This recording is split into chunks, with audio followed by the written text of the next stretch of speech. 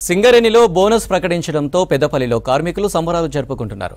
796 కోట్ల లాభాలను బోనస్గా ఇస్తున్నట్లు సీఎం రేవంత్ చెప్పడంతో సగటున ఒక్కో కార్మికుడికి 1,90,000 రూపాయలు దక్కనున్నాయి. 25,000 మంది కాంట్రాక్టు కార్మికులకు 5,000 చొప్పున ఇవ్వాలని నిర్ణయించడంపై కార్మిక సంఘాలు రాష్ట్ర ప్రభుత్వానికి కృతజ్ఞతలు తెలిపాయి. గతేడాది కంటే కార్మికులకు 20,000 అదనంగా బోనస్ వస్తున్నట్లు ఏఐటీయూసీ స్టేట్ ప్రెసిడెంట్ సీతారామయ్య అన్నారు.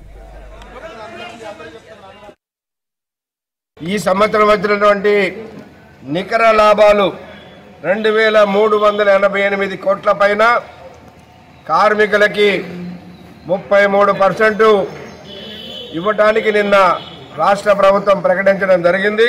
788 కోట్లు కార్మికులకి పంచడం జరుగుతుంది. దీనివల్ల ప్రతి కార్మికుడికి యావరేజ్న 1,90,000 రూపాయలు, అంటే కొంతమందికి 1,50,000 రావచ్చు, కొంతమంది 2.5 లక్షలు రావచ్చు. యావరేజ్ మాత్రం 1,90,000 రూపాయలు వస్తాయి. అయితే కంపెనీకి సంవత్సరం స్థూల లాభం 4,700 కోట్ల పైన వచ్చింది. మరి దాని మీద ఇవ్వాలి కదా అని కొంతమంది అంటున్నారు.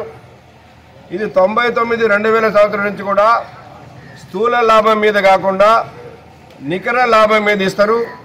స్థూల లాభంలో నుంచి ఈ ఓసీలకు సంబంధించినటువంటి బ్యాక్ ఫిల్లింగ్ కానీ ఇంకేదైనా ఇన్వెస్ట్మెంట్ సంబంధించినవి ఉంటే కానీ అవి తీసేసి దాని మీద ఇవ్వడం జరుగుతుంది. ఇది తెలియనటువంటి వాళ్ళు కొంతమంది, తెలిసి తెలియ కొంతమంది దీని మీద మాట్లాడుతూ ఉన్నారు. అట్లంటే పైన సంవత్సరం కూడా 4,000 కోట్ల లాభం వచ్చింది, కానీ 2,222 కోట్ల మీద మిగిలిన దాన్ని ఇట్లనే బ్యాక్ ఫిల్లింగ్కి ఇతర ఇన్వెస్ట్మెంట్కి ఉంచారు. దీన్ని కార్మిక సోదరులు అర్థం చేసుకోవాలని విజ్ఞప్తి